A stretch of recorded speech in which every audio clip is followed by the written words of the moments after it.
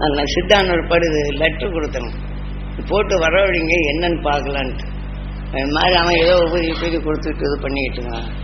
நான் காசு கீசெல்லாம் போயிட்டு வந்த ஒரு பாடு கேட்க போகும்போது அவன் எதுக்கு வரமாட்டேங்க, ஏதோ அது ஒரு குழப்பாறு இருந்துட்டு நடத்திட்டு இருக்கான், வரமாட்டேங்கிறான் அப்படின்னா. இந்த மாதிரி இதெல்லாம் எதுக்கு சொல்றேன்னா, மனிதனுக்குள் விளைவைத்த நிலைகள் மீண்டும் தீமைகள் எது செய்கின்றது, எப்படி செய்கின்றது.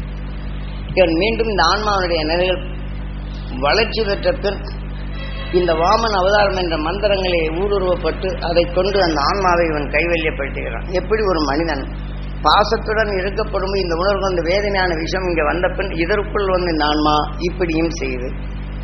ஆனால் அதே சமயத்தில் இது மந்திரத்தால் ஜெபிச்சு இந்த ஆன்மாவை கட்டுப்படுத்தி ஏவல் பண்றான். இப்படி நான் முருகனா இருப்பதும் அதான் முருகனை கைவல்யப்படுத்திருக்கிறேன், காளியை கைவல்யப்படுத்திருக்கிறேன் எல்லாம் மந்திர வழி எந்தெந்த சிலையை உருவாக்குறாங்களோ அதன் காலங்களில் இந்த மந்திரங்களை பரிவாக்கப்படும் போது அது இவர்களுக்குண்டு அதே மந்திரத்தை அதற்கு என்னென்ன தெய்வத்திற்கு என்னென்ன பொருள் இட்டு என்னென்ன ஆடைகள் இட்டு எதை செய்கிறாங்களோ அதே உணர்வை சில கொடிய தெய்வங்களுக்கெல்லாம் தெய்வமானாலும் சரி எதானாலும் சரி மது உண்டு, மாமிசம் உண்டு. இந்த வாமன அவதாரம் என்ற நிலையில இந்த தசைகளுடைய ஆவிகளை புகுத்துவதும் மதுனுடைய நிலைகளை கொடுக்கிறதும் இந்த மாதிரி கொடுத்ததான் அதே மந்திரத்தை சொன்னவர் முந்தி யாகசாலைகளை பூரா இன்னைக்கும் உண்டு. இந்த சோமபானம் என்ற நிலையில இந்த யாகத்தீயில ஊத்ததான் செய்யறாங்க. இதான் தெளிவாக்குறாரு. இதெல்லாம் அரசர் காலங்களில் ஒரு ஆன்மாவை கைவல்யப்படுத்துறதும் தனக்கு உகந்ததாக மாற்றுறதும் அதனை தனக்கு உகந்த மந்திரம் கொண்டு சில நல்ல இதுகளை தனக்குள் எடுத்துக்கொள்வதும் இவன் உடலை விட்டு சென்ற பின் இவன் சாகாக்கலை என்ற நிலை இந்த மந்திரத்தால் பல உடலின் தன்மை தனக்குள் சேர்த்து இன்னொரு உடலுக்குள் செல்வது. அப்படி அந்த உடலுக்குள் சென்ற பின் பிறருக்கு நன்மை ஏற்படுவதும் அதன் தொடை கொண்டு இங்கே வருவதும் இப்படி ஒரு நிலை. இதில் தான் இன்னொரு வீட்டுக்கு கூடு விட்டு கூடு பாயிறதுக்கு அந்த மூல மந்திரத்தை எழுதி படித்தவன் அந்த ஆன்மா அவங்க உடல் உண்டு. இது நாடி சாஸ்திரம் படிக்கிறவங்க கிட்டெல்லாம் அந்த உண்டு. நாடி படிக்கிறவங்க தெரியாத ஏற்காலத்தில் எழுதுனதோ இதுக்கெல்லாம் சொல்லி இந்த எழுத்து வேண்டிய ரூபமே இன்னைக்கு நம்ம படித்து பார்க்க முடியாது, தெரியாது. ஆனால் அதுக்கு தகுந்த மாதிரி கடன்னு வாசிப்பாங்க. ஆனால் இன்னது நிலை என்ற நிலையில் அவங்க சுகபோகங்களை ஒரு உடலுக்குள் சென்ற பின் சாகாக்கலை என்ற நிலையில் வாழ்ந்து கொண்டிருப்போரும் சிலர் உண்டு. இதில் இந்த நாடியின் தன்மை ஒருவரோடு வளைத்து அந்த உடலிருந்து இவங்களுடைய அந்த நாடியை பிறருக்கு இன்னார்கிட்ட கொடுத்துடணும் அப்படின்னு சொல்லி மாற்றிக்கொண்டே இருக்கும். ஒருத்தன் கையில் இருந்தால் இதை தவறு செய்து விடுவான் ங்கிறதுக்காக வேண்டி இன்னும் மச்சம் உண்டு, இன்னார் இடத்துல இந்த உணர்வு கொண்டு கொடுத்து விடு அப்படி இந்த நாடி கொடுத்து இது சொல்லிக் கொடு அப்படிம்பாங்க. அந்த சொல்லி கொடுத்து அது கொடுக்கணும். இவங்க இப்போ சில பேருடைய வீட்டில் பார்த்தோன்னா நாடி அவங்க வீட்டிலே தான் இருக்கும். அப்போ அந்த குடும்பங்களில் இதாக போகும்போது இவர்கள் ஆசையின் உணர்வும் இதே போல் அவர்கள் சொன்ன மாதிரி சொன்ன இவங்க நிலைகள் மாறிப்போகுது. இப்போ அந்த அரசனுடைய நிலைகள் இவன் உடலுக்குள் இருந்தாலும் இவனுக்குள் கட்டுப்பட்டு இவனுக்குள் இது மாற்றி அமைக்கப்படும் போது இவனை உடலை வீழ்த்தி வரும். இப்படி இந்த சீவிலிபுத்தில் ஒருத்தர் இருந்தாங்க, கோர்ட்டுக்கு எதிர்த்தாப்படி அந்த மாதிரி குடும்பங்களை செய்து சில இதுகள்லாம் செய்தாங்க. இப்போ கோயம்புத்தூர் நெல் ஓனர்களுக்கெல்லாம் அதில் விஸ்வாமித்தர் நாடின்னு சொல்லி போட்டுங்க அதை வச்சு சில மலைகளில் போய் இது வேலைகள்லாம் செய்து அவங்களுக்கு சில வேலைகளை செய்துட்டு வரும். அவருக்கு பணம் வரும் குவியும். ஆனால் அவர் கடைசியில் கைகால் முடங்கி தான் செத்தார். அந்த நாடி இன்னைக்கு அவங்களுடைய சகோதரர்கள் எடுத்து பார்க்கலைங்க. இந்த நாடி எங்கே சொல்லுது அங்கே கொண்டு கொடுத்துருன்ட்டு கொண்டு போய் வேற பக்கம் புதைச்சி அழிச்சிட்டாங்க. இப்படி சில அரசர்கள் அந்த காலத்தில் வாழப்போகும்போது மற்ற உணர்வுடைய ஒளிகள் அந்த மந்திரத்தால் இழைத்த பின் அதன் தொடர் கொண்டு கூடு விட்டு கூடு பாயும் நிலைகளை எடுத்துடுவாங்க. இப்போ ஒரு மனிதன் இறந்தால் அந்த உணர்வின் தன்மை கொண்டு இந்த கூட்டிலிருந்து அடுத்த கூட்டுக்குள்ள போகுது. ஆனால் இந்த கூட்டில் விளைந்தது தான் அந்த உணர்வுகள் செயல்படும். இப்படித்தான் மனிதனான பின் இந்த உணர்வின் இயக்கங்கள் எப்படி இயக்குறது என்று நாம் மனிதனான பின் இப்போ நமது எல்லை எது, இது எதுக்கு சொல்ல வர்றேன்னா மனிதனான ஒரு பாடு எப்படி எப்படியெல்லாம் ரூபங்கள் மாற்று. எனக்கு அந்த சொத்து வேணும் இந்த சொத்து வேணும்னு நினைச்சு இந்த சொத்தை பாதுகாக்க நினைக்கிற ஒருத்தர் எதிரியாட்டா எனக்கு இப்படி இடைஞ்சல் சொல்லிக்கிட்டுக்கான்னு இந்த உணர்வு இங்கே வந்துடும். பின் இதன் நிலையில் இறந்த பின் அந்த பழி தீர்க்க உணர்வோடு அந்த உடலுக்குள்ள போகும். இதைத்தான் செய்ய முடியும், இந்த சொத்தையும் காக்க முடியாது மற்ற நிலை. இந்த மாதிரி சில நிலைகளும் ஏராளமான நிலைகளை இப்படி செல்வம் இருந்தாலும் இதை தன்னை காக்க முடியல, செல்வம் இல்லை என்றாலும் இந்த நிலை வருது. செல்வம் மிகவும் இல்லாத நிலைகளை தரித்திரப்படும் போது அந்த நேரத்தில் சில இதே போல சில மந்திர வழி கொண்டு சில இதுகளை செய்து அவங்க உடலை விட்டு ஆத்மா போகும்போது ஏவல் பண்ணி விட்டுருவாங்க. அப்ப இதை நீ செய்ய, இவங்க இறக்கி விடுறேன்னு சொல்லிவிட்டு இப்ப இவங்களை அறியாதபடி சிலை செய்யும். இப்ப நான் ஒரு சமயம் பெருமின் மேல வேலை செய்ய போகும்போது ஒரு ஆளுக்கு இந்த லேத்து பட்டையில வேலை செய்யும்போது ஒரு பிசுறு கண்ணில் குத்திருச்சு. அந்த ஆள் எனக்கு பழக்கமான ஆள். அப்ப நான் கூப்பிட்டு வந்து 1964 நினைக்கிறேன். அப்ப அந்த 64 பெருமையில வேலை பார்த்துக்கிட்டு இருக்கேன். அப்போ இந்த மாதிரி வந்தோடனே இந்த பிசுறு நல்லா தெரியுது, கருவழியில குத்திருது. இதை எடுத்துட்டா அந்த கண்ணில் இருக்கக்கூடிய ஊனெல்லாம் வந்துவிடும் அப்படின்னு சொல்லிட்டு இங்க யாரும் எடுக்க மாட்டேன்ட்டாங்க. அப்புறம் கோயம்புத்தூர் நீ கூட போ அப்படின்னு சொல்லிட்டு, ஆனா அந்த நேரத்துல பஸ்ஸில் தான் ஏற்றி விட்டாங்களே தவிர பிசுறு ஆகி போச்சுன்னு சொன்னீங்களா, நீ கூட போயிட்டு வைப்பணும், காரில் கொண்டு செய்யலாம், அது செய்யலைங்க.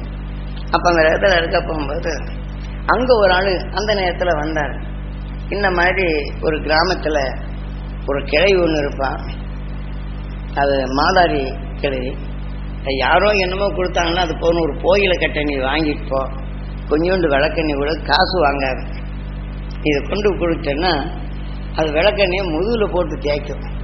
அது தேய்க்க தேய்க்க அது வழிபடி இது வந்துடும் கொடுங்க. அப்புறம் இது உண்மையா இல்லையான்னு தெரிஞ்சுட்டு இங்கே உட்கார சொல்லிட்டு அப்புறம் இங்கேருந்து அப்போ சைக்கிள் தான் நம்மளுக்கு வாங்க, சைக்கிள் எடுத்து போய் பார்த்த உடனே இந்த மாதிரி சொன்னாங்க. அப்புறம் இதை வச்சு கூப்பிட்டுக்கிட்டு அப்புறம் நாங்கள் போனோன்னு அதே மாதிரி கொடுத்த உடனே அந்த முதுகில் வச்சு தேய்ச்சதுங்க அந்த பிசுறு வந்துருச்சு. இப்படியும் இது எதை கொண்டு அப்படின்ட்டு பின்னாடி தான் நமக்கு ஒரு நாள் சொல்றோம். இந்த ஆவியின் உணர்கள் அதை உள் செலுத்திய பின் அதை ஊடுருவி அதனுடைய நிலைகள் கரைக்கும். இங்கே வரப்போகும்போது எடுத்துடலாம். இப்போ மந்திரங்கள் செய்யும்போது ஆவியாக மாறுது. அதே போல அந்த ஆவி இதை என்னுடைய நிலைகள் கரைச்சி கொண்டு வரும். இதுக்கு அதற்கு உபாயம் இப்படி சொல்லி அதனுடைய ரத்த நாணுகளுடைய நிலைகள் இதை நீவப்படும்போது அதன் வெளிப்படி இங்கே வருது, இது கரையுது. இவர்கள் உடல் இந்த பாய்ச்சிய வாக்கு பிரகாரம் இது வெளியில வருது அப்படின்னு சில இதுல.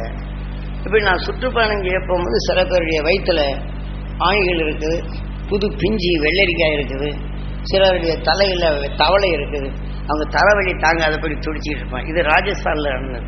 அங்கே ஏவல் பண்ண ஒரு பாடு தலைவலி நிற்கிறதே இல்லை. கடைசியில் என்னன்னு பார்க்க போனா தவளை இருக்குங்க, தேரை தலைக்குள்ள தேரை இருக்குங்க. அப்ப இது ஏவல் பண்ணி அதுக்குள்ள உருவாக்கி அது வளர்ச்சி ஆயிட்டு இருக்கு. ஆனா இவங்க சாகிறதும் இல்லை, ஆனா வேதனை இருந்துகிட்டு இருக்கு. அப்புறம் இந்த இதுகளை சொன்ன ஒரு பாடு அதுக்கு நீ இதை என்ன செய்யணும்னு சொல்லிட்டு அந்த தேரை வெளியில வருவோம். இந்த தேரை மீண்டும் ஆவியா வந்து உடல் இருந்து குதிச்சு வருவோம். இதே மாதிரி கோயம்புத்தூர் ஒரு ஆள் இருந்தாங்க, ஆவரம்பாளையத்தில் தங்கி இருக்க போகும்போது கோயம்புத்தூர்ல ஒருத்தர் வந்தாருங்க. அவர் கவுண்டர்னா இந்த மாதிரி சித்தாக்கி அங்கே சில இதுகளை கொடுத்து இந்த பரிசாந்தரமா பார்க்க போகும்போது தான் அங்கே கூட்டங்கள் நிறைய வந்துகிட்டோம். இதை பார்த்து அங்கேருந்து வந்தாங்க. ஒரு ஆள் வந்தாருங்க, இந்த மாதிரி பாருங்க, ஐயா இங்கே பாருங்க வண்டுன்னு எடுத்து போடுவாருங்க, ஐயா அப்படின்னு இந்த இடத்துல அந்த புழுவை எடுத்து போடுவாருங்க. அந்த இது வந்துக்கிட்டே இருக்கும். இது வந்துக்கிட்டு இருந்த உடனே எனக்கு ஆச்சரியமாக போச்சு. அந்த ஓட்டை வருதுங்க, தொலைச்சிக்கிட்டு வருதுங்க.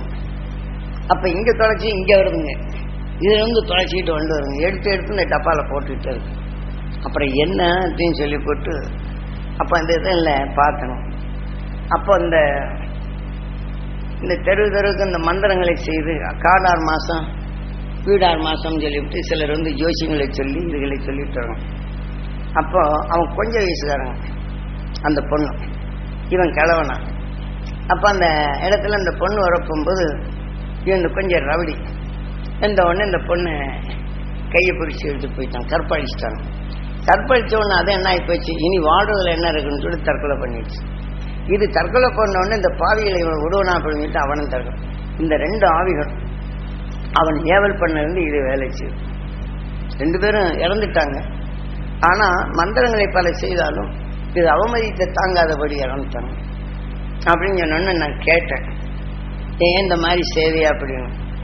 ஆமாங்க அப்படின்னா. அப்போ இதுக்கு அவங்க செய்யறது மந்திரவாதிங்க, அவங்க சில நிலைகள் செய்யும்போது இது ஏவல் பண்ணிட்டு மடிஞ்சாங்க. இது உனக்குள்ள இருந்துக்கிட்டு இது உருவாக்கிக்கிட்டே இருக்கிறாங்க அப்படின்னு சொன்னேன். இது பாவத்தை போக்கணும்னா நீ விநாயகர் கோயில்ல நம்ம இவர் இருக்கார்ல ராமச்சந்திரன் குண்டு வாட்டியார், அவரும் பார்த்துக்கிட்டு இருந்தார். நடராஜ் அவர் தான் கூப்பிட்டு வந்தார். அவரும் பயத்தில் சித்தா இருக்கும்போது கூப்பிட்டு வந்தோடனே இதெல்லாம் பார்த்து இதெல்லாம் இப்போ இருக்குதுன்னு சொல்லிட்டு கூப்பிட்டு வந்தேன். அவர் அந்த பிள்ளையார் கோயில தான் உட்காந்துக்கிட்டு இருப்பார். இந்த புள்ளியார் தான் நீ மண்டி போட்டு சுத்தணும்னு சொல்லி சொன்னாங்க. மண்டி போட்டு சுத்தணும்னு சொல்லி சொன்ன உடனே போட்டு மண்டி சுத்த இந்த முட்டியெல்லாம் தேய் போச்சு, புண்ணா இருக்குது. 48 நாள் சுத்தணுங்க. அது 10 நாள் 12 நாள்லயே இந்த இதுகளெல்லாம் புண்ணு ஆனவுடனே ரண வேதனை போடுறான். அப்ப இது நின்றுச்சு. அது நின்ன உடனே என்ன செய்யிட்டான், இதெல்லாம் நின்றுச்சுங்க, நீ எங்க சுத்துவான்னு வேதனை பண்ண. அவன் சுத்த மாட்டான். மறுநாள் சுத்தலை, மறுபடியும் அது வந்துருச்சு. அப்புறம் சுத்தமா சுற்றி 48 நாள் அந்த ரண வேதனைப்பட்ட ஒரு பாடு. இது நடந்த நிகழ்ச்சிங்க இதெல்லாம். அப்புறம் என்ன ஆயிப்போச்சுங்க, நீ இந்த மாதிரி சோறு போடணும் 48 பேரை கூப்பிட்டு வந்து அப்படின்னு. அந்த 48 பேரை கூப்பிட்டு வந்து, சாமியார்களை கூப்பிட்டு வந்து 48 நாள் சுற்றிட்டு 48 பேரை கூப்பிட்டு வந்து அவங்க சாப்பாடு போட்டு நீ அந்த எச்சிலையெல்லாம் நீ எடுக்கணுங்க. ஆனா இருந்தாலும் போய் எங்க போய் கூப்பிட்டாலும் இவங்க சாப்பாடு போடுறதுக்கு ஆள் வர மாட்டேங்கிறாங்க, கூப்பிட்டா வர மாட்டேங்கிறாங்க. ஆளை கூப்பிட்டா ஒருத்தரும் யாரும் வர மாட்டேங்கிறாங்க. இந்த இடத்துல நீ இந்த மாதிரி போய் செய்ய அப்படின்னா ஒருத்தரும் வரமாட்டேங்கிறாங்களே, நான் என்ன செய்யறது அப்படின்னு. அப்ப இந்த ரணவேதனைப்பட்டு அதை நிறுத்தின பிற்பாடும் இவன் அதை செய்ய முடியலைங்க. ஆனா அந்த ஆன்மா அவங்களுக்குள்ளதான் இருக்கு. இந்த வேதனைப்படும்போது நின்னது, இந்த சாப்பாடு போடுறதுக்கு கூப்பிட முடியல, அதை வச்சு தப்பிச்சு பிறப்போம்பது என்ன சததுவோம் விதி, நான் ஒன்றும் செய்ய முடியாது. அதை 48 நாள் நின்னது தான் மிச்சம், பாக்கி மறுபடியும் வந்துருச்சு. அப்புறம் என்ன ஆறான்னு தெரியல.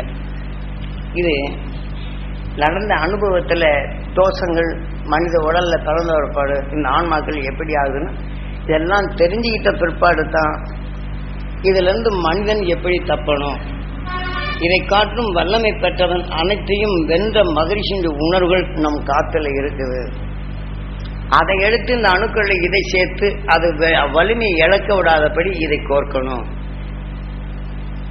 நான் வெளியில போச்சொல்லி போட்டு அது பண்ண இது பண்ண போக வைக்க முடியாது. இது இன்னொரு ஆவின் தன்மை கொண்டு சில நேரம் இந்த இது பண்ணு இந்த ஆவி பிடிச்சிக்கிட்டு இருக்கு அப்படின்னு சொன்னா இது மாதிரி செய்யும். இன்னொரு அதிசயம் ஒன்று நடந்து, ஒரு கிழவி, அது ஒரு 70 வயசு கிழவிங்க. அங்கே சித்தாயி பள்ளியில் இருக்க போகும்போது பக்கத்தில் கிராமத்தில் ஆன்னு வந்து ஆடுதுங்க. அப்போ நான் அந்த பெட்டிக்கிட்ட சைக்கிள் இருந்து அது பண்ணிடுவேன். ஆன்னு வந்த உடனே குடு குடு குடுங்க. அவங்க கூட வந்தவங்க இங்கே கூட்டு இந்த மாதிரி நடக்குன்னு சொல்லணும். குடு குடுன்னு இந்த கோயில்கள் இந்த குதிரை மாதிரி செய்து வச்சிருப்பாங்களே வாகனம், அதை எடுத்துட்டு வான்னு சொன்ன உடனே அதுக்கு பல்லு இல்லைங்க, பல்லு இல்லை. அந்த பல்லு இல்லைனாலும் அது குடு குடுங்க. இவங்க கூட வந்தவங்க என்ன செய்யறாங்க, அதை இது கொஞ்சம் பெட்டியிலேயே கொண்டு வச்சிருக்கிறாங்க. அது கொடுத்தா குறைஞ்சி போகுது. அது அப்படியே நொறுப்புன்னு நெல்லுங்க. ஆனா பல்லு இல்லை, பூரா போட்டு மிடுங்குது. குடு குடு குடு தண்ணின்னு சொல்லி குடிக்கிறோம். அது இப்படி அதிசயங்கள்லாம் சித்தான புதுச அனுபவ ரீதியில ஒரு மனிதன் உடலை சென்ற பின் இன்னொரு மனிதன் உடலை இந்த ஏவலின் தன்மை செய்யப்படும் போது இந்த மந்திரங்கள் மாயங்கள் செய்யக்கூடிய இந்த ஆவிகள் இன்னொரு உடலுக்குள் புகுந்து என்னென்ன செய்து இவன் செய்த அன்னைக்கு செய்யறான், பல ஏவல்களை செய்யறான். அவன் இறந்த பிற்பாடு இவனுடைய ஆன்மா இன்னொரு உடலுக்குள் போனா என்னென்ன இம்சைகள் செய்து அந்த உடலுக்குள் இருந்து நரவேதனை பழகினான். இந்த உடலை விட்டு சென்ற பின் மீண்டும் புழுவா பூச்சியாக அசுர உணவு கொண்ட மற்ற உயிரினங்களாக மாறுகின்றான். இதை கண்ணார பார்த்து அனுபவிச்சுதான் இப்ப நான் சொல்றேன். அப்புறம் அதுக்கப்புறம் அது அது கொடுத்த உடனே என்ன கொடுக்கலைன்னா, பக்கத்துல ஒரு பெரிய கல் இருந்ததுங்க, பெரிய கல். அது ஒரு 70. இப்ப எல்லாத்தையும் தூக்கி கொல்ல போறோம் பாருன்னு அந்த அத்தனை பெரிய கல்லை தூக்குதுங்க. 4 பேர் சேர்ந்து தூக்க முடியாது. இந்த எதுக்கு போட்டுருந்தாங்க, அந்த கல்லை தூக்கி இப்ப எத்தனை பேர் நான் கொல்ல போறேன் பாரு. நல்லா இருக்கும். அவங்க கூட வந்தவங்க இது கல்லை போட்டுருங்கன்னு ஓடுறாங்க.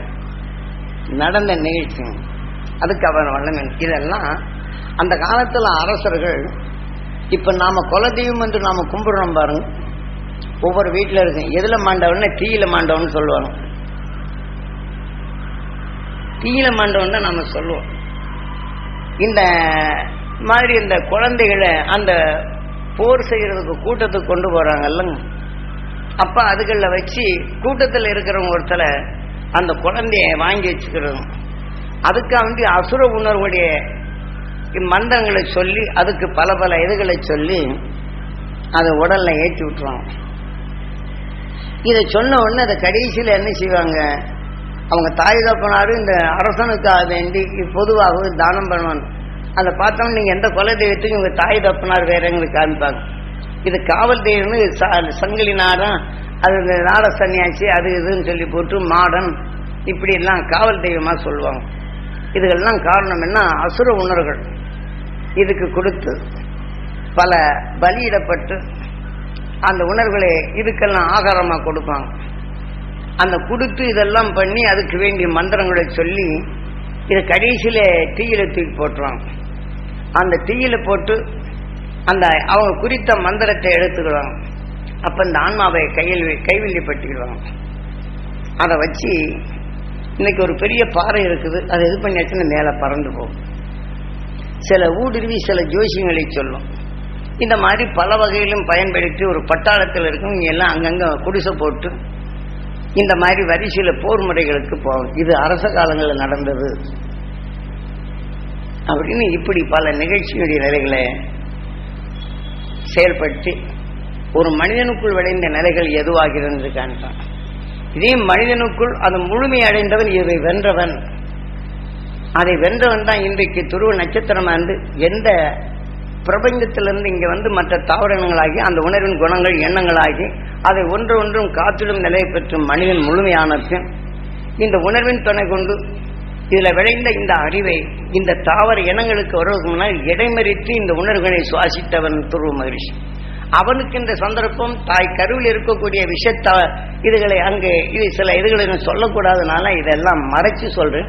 தாய் கருவில் இருக்கப்படும் போது அந்த பச்சளை வேண்டிய உணர்வுகள் அந்த குழந்தையின் கருக்களில் எப்படி உருவானது, அதன் வழிப்படி இந்த விஷத்தன்மைகளை அது எப்படி முறித்து அந்த கருவில் இருக்கக்கூடிய போகும்போது இது வளர்ந்து அதுதான் மற்ற தீமைகள் வராதபடி தடுத்து இன்றைக்கு துருவத்தை நுகர்ந்து அந்த உணர்வின் தன்மை பெற்றவன் துருவ மகிழ்ச்சி. அதை தான் பெற்ற சக்தியை தான் அவனுக்குள் உணர்ச்சி உணர்வு கொண்டு தன் மனைவிக்கு பெறப்படும்போது சிவசக்தி என்ற நிலைகளை அது இயங்கத் தொடங்குது. அப்படி பெற்றுதான் இந்த உணர்வை அந்த ஒளியின் கருவாக ஆக்க முடியும் என்ற உணர்ந்துதான் தன் மனைவிக்கு இது கொடுத்து அதன் வரையிலே 2 உயிரும் ஒன்றாகி இந்த உணர்வின் தன்மை இவனுக்குள்ளும் நட்சத்திரம் ஓர் நட்சத்திரத்தின் தன்மைகள் ஆக ஆண்பால் என்ற நிலையும் பெண்பால் என்ற அந்த நட்சத்திரத்தின் நிலையும் 2 ஆகின்றது. ஆனால் இந்த மனைவி என்ற நிலைகளும் பெண்பால் என்ற நிலைகள் அதிகமாகவும் ஆண்பால் என்ற நட்சத்திரங்கள் வேறு விதமாக இருப்பினும் இது 2ம் இணை சேர்த்து பிரம்மமாக இந்த உணர்வுகள் எப்படி உருவாக்குகின்றது அதை எங்க காட்டுறாங்க. இதை போல அவனுக்குள் சந்தர்ப்பத்தால் அறியும் வாய்ப்பும் அவன் விண் செல்லும் மனிதன் கடைசி நிலையில் அவனை பின்பற்றி வந்தவர்கள் அதன் வழிக்கு செல்லுகின்றனர். முதல்ல பல பரிணாம வளர்ச்சியிலிருந்து மனிதனாக உருவெற்ற பின் அந்த மனிதனின் எண்ணங்கள் எப்படி உருவாகின்றது. ஆனால் மனிதனில் முதல் நிலை விண்ணை நோக்கி அதை பெரும் தகுதி வரப்படும் அதை பின்பற்றினவர் இந்த வேகா நிலை என்ற நிலை இருக்கிறார். இந்த மனிதனின் வாழ்க்கையில் நாம் எதையெல்லாம் சேர்த்துக்கொள்ளுமோ சாகா கலை அது இறப்பாது. இந்த உடலிலிருந்து இன்னொரு உடலுக்குள் போனோம்னா அதை உணர்வின் தன்மை உருவாக்கும். இதை ராமலிங்கத்தில் பார்த்து பாடியிருப்பார். சாகா கலை என்றும் அது வேகா நிலை என்றும் போகா புனல் என்றும் பாடியிருப்பார். இன்னொரு போகா புனல்னா பிறவி இல்லாத நிலைகள். சாகா கலை என்பது இதை வளர்த்து கொண்டால் இன்னொரு உடலுக்குள் போய் அதன் உணர்வுகள் எப்படி செய்கின்றது. வேகா புனல் என்ற உயிர் எந்த நெருப்பில் குதித்தாலும் வேவதில்லை. அந்த நிலை அடைந்தவர்கள் எவரோ அவர்கள் போகா புனல் இனி பிறவிலா நிலை வேண்டும் என்று அவர் வேண்டி பாடியிருக்கிறார். வேகா நிலை பெற வேண்டும் என்று அவருடைய பாடல்களை பாடியிருக்கிறார். இப்ப நீங்க வைத்திய ரீதியில் எடுத்துக்கிட்டோம்னா போகர் 12,000 இதுகளெல்லாம் பின்னாடி வந்து புலிப்பானின் மந்திர வழிகளை எடுத்துக்கொண்டவர். போகர் அந்த மந்திரம் கிடையாது. அவர் போகருடைய சக்கரம் என்று போகர் சமையலில் வைத்திருப்பார். இது புலிப்பானியினால் வந்த நிலைகள் தான் மந்திரம். அவருடைய சீடர் என்ற நிலைகளை அது எப்படி செய்தார் என்ற நிலையும் போகர் 12,000 எழுத்து வடிவு இல்லை. இது 5000 ஆண்டுகளுக்கு முன் இது எழுத்து வடிவு கிடையாது. அவர் உணர்வின் ஒளி அலைகளைத்தான் அங்கே பேசியே தவிர எழுத்து வடிவு பின்னாடி வந்தது. இந்த எழுத்து மாதிரி அவங்க எழுதி வச்சிருப்பாங்க. இங்கிற இதை நிலையை சொல்லி இந்த மனிதன் உருவாக்கிய பின் நாம் இப்போ நமது எல்லைகள் எப்படி என்ற நிலையம் அவ்வளவு வித்தைகளை கற்றுக்கொண்டாலும் போகன் தனது காயக்கல்பை சித்தி இந்த உடலை பக்குவப்படுத்திக் கொண்டார். இப்போ எகிப்து நாட்டில் இந்த உடல்கள் கெட்டு போகாதபடி அது வைத்துள்ளார்கள்.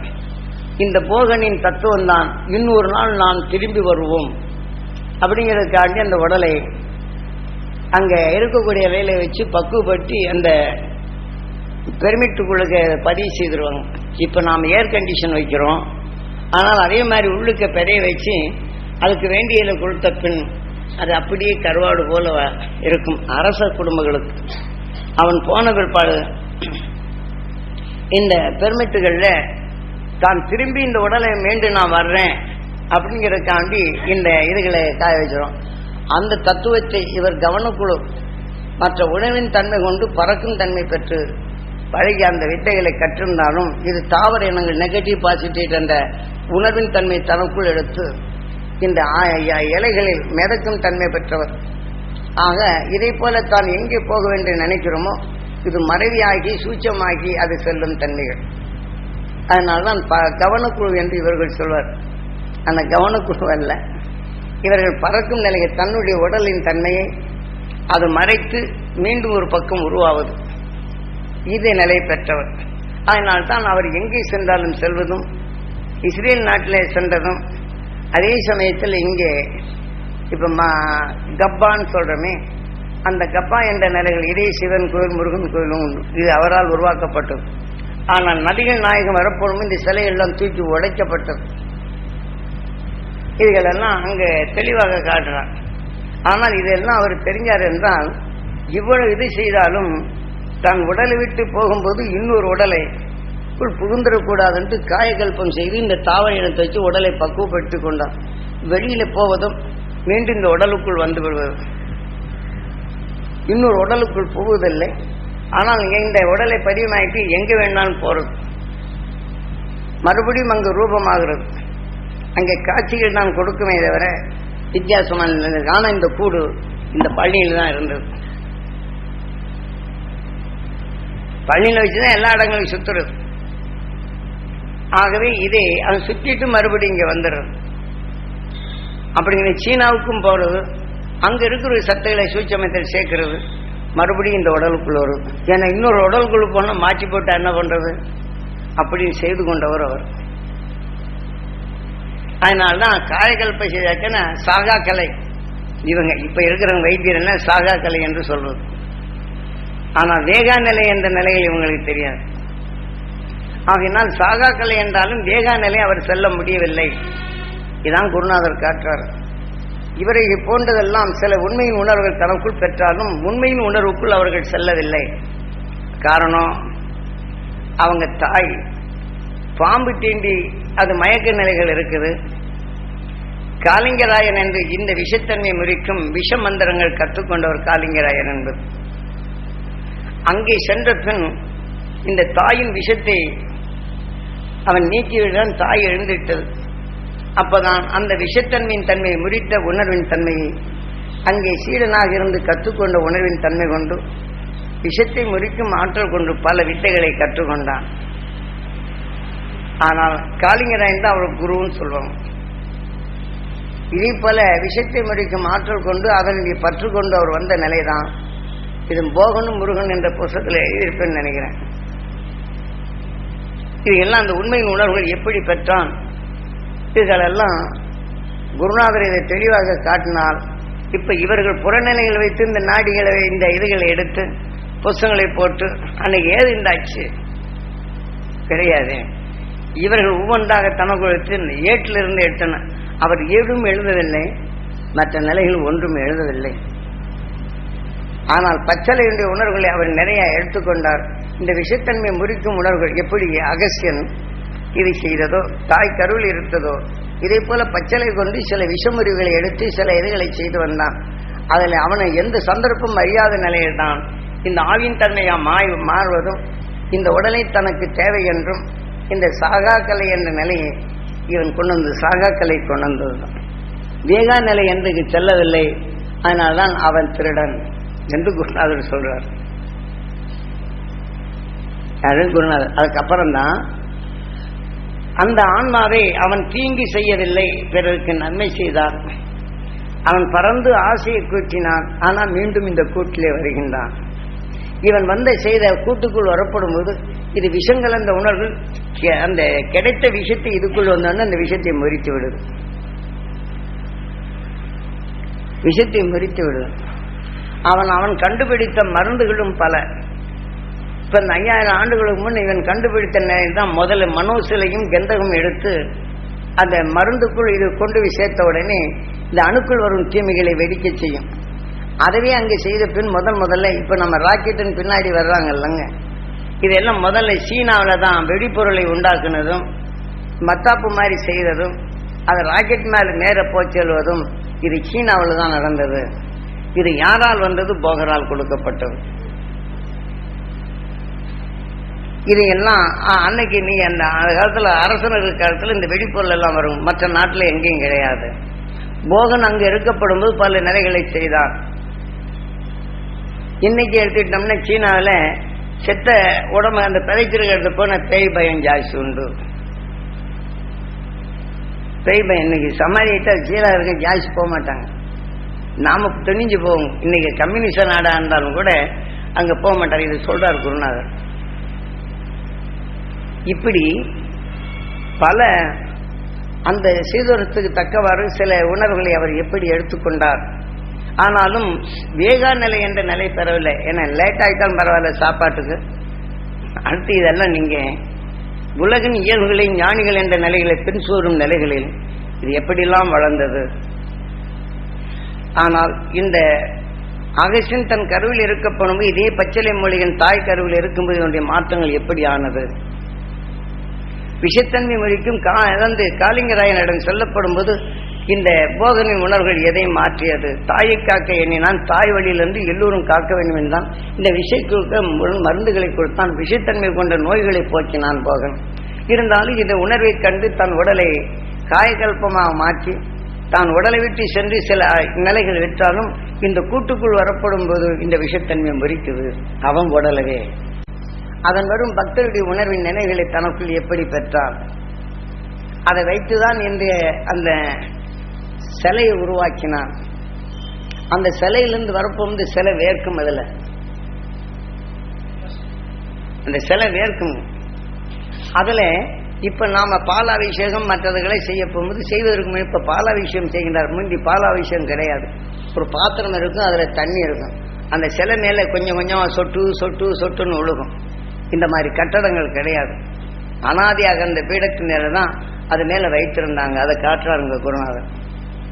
அவன் அந்த காலத்தில் செய்யப்படும் போது பாத்திரத்து மேல அந்த தண்ணி உழுக இது மேல என்ன செய்யும், அந்த தண்ணி பட்ட உடனே ஒரு ஆவி மாதிரி வரும். இதை கண் கொண்டு ஒரு மனிதன் நோயாளியா இருக்கும்போது உடலிருந்து வரக்கூடிய பாத்திரத்தின் அதனுடைய உணர்வுகள் நமக்குள் எப்படி மாறுகின்றதோ இந்த தீமைகளை ஏற்பதற்குத்தான் இந்த சிலையை பாசானத்தால் இது உருவாக்கி இந்த மனிதனுக்குள் உண்டான 6 அறிவின் தன்மை விஷத்தன்மை இந்த 5 புலன் என்று சொன்னானே, இதை போல் அந்த உணர்வின் தன்மை தனக்குள் கண்டுபிடித்த உணர்வு தான் சிலையாக்கி அதில் இந்த நீர் ஊற்றும் போது அதிலிருந்து வரக்கூடிய ஆவியை நாம் பார்த்தோம்னா அது உணர்வு நுகர்ந்து நமக்குள் இருக்கக்கூடிய பிணி போகும். இப்ப இந்த 6வது அறிவை அவன் செய்து கொள்வதற்குள்ள நிலைகளை செய்தான். இந்த 27 நட்சத்திரங்களை விளைந்த வைரக்கல் அதில் உண்டு. அதே சமயத்தில் நவக்கோளின் அந்த பாசானங்கள் உண்டு. அதில் சூரியனிலிருந்து வந்த நிலையும் பல தாவர இனங்களில் இந்த பாதரசம் உண்டு. அந்த பாதரசத்தின் தன்மை தனித்து பிரித்து அந்த பாதரசங்கள் ஒன்றாக்கி இந்த சிலையை செய்தான். இவங்க சொல்ற மாதிரி மற்றது இவங்க என்னென்ன போட்டு அப்பலாங்க. அவன் செய்த உண்மையின் உணர்வுகள் இதில் செய்து அதில் தான் இந்த உணர்வு ஆனவொன்னு நெகட்டிவ் பாசிட்டிவ் இந்த உணர்வின் தன்மை ஆவியாக மாறுவதும் தண்ணி சிறுக சிறுக போட்டு அதை பார்த்த உடனே அந்த ஆவி நுகர்ந்த பின் நமக்குள் பல பிணிகள் போகுது. குஷ்டரோகம் முதல் கொண்டது போகும். அவர்கள் சொன்ன முறைப்படி செய்தார். இவர்கள் மந்திரங்களோ மாயங்களோ கிடையாது. அந்த மந்திரம் சொல்லி அங்கு கிடையாது. பின் வந்தவர்கள் தான் மந்திரத்தை சொன்னார்கள். அது பரம்பரை என்பது யாரும் போகனின் பரம்பரை அல்ல, புலிப்பாணியின் பரம்பரை. இதுக்கெல்லாம் குருநாதர் இது தெளிவாக காட்டப்பட்டு ஒவ்வொரு மனிதனும் ஒவ்வொரு சந்தர்ப்பத்தில் தான் கண்ட உணர்வுகள் அதன் வளர்ச்சி எப்படி ஏற்படுது, இதே மாதிரி ஒவ்வொரு மனிதனுடைய நிலைகள் ஒவ்வொரு இதுகளில் அடங்கியுள்ளதை தான் சுற்றி பார்க்க சொல்லி தெரிந்து கொண்டது. நாம் இதில் எத்தனை நிலைகள் இருந்தாலும் இது சாகாக்கலை என்ற நிலையில் இந்த புவிக்குத்தான் வருகின்றது. மீண்டும் இதில் கரணம் தப்பினால் மரணம் என்று கொஞ்சம் தவறிவிட்டால் மீண்டும் பிறவி நிலைக்க வருகின்றது.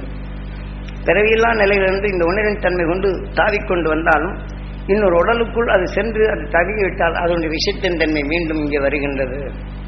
ஏன்னா இதெல்லாம் நீங்கள் தெரிஞ்சுக்கிறதுக்கு சொல்லணும். இப்போ இந்த அதை செய்கிறாங்க இதை செய்கிறாங்க, அந்த சாமிகிட்ட போனால் இப்படி ஆகுது, இந்த சாமிகிட்ட போனால் இப்படி ஆகுன்னு போனீங்க, பிடிச்சது உங்களுக்கு சைத்தான், அவ்வளோதான், வேற ஒன்றும் இல்லை. அதனால நாம் இது போகுதுன்னு இந்த உடல் இச்சைக்கு நாம் செய்தோம் என்றால் அந்த இச்சையின் உணர்வு நமக்குள் மீண்டும் இதனுடைய ஆவி தொடருக்குத்தான் நமக்குள் வளர்த்த ஆவின் தன்மையில் உதவும், நாம் செல்ல முடியாது.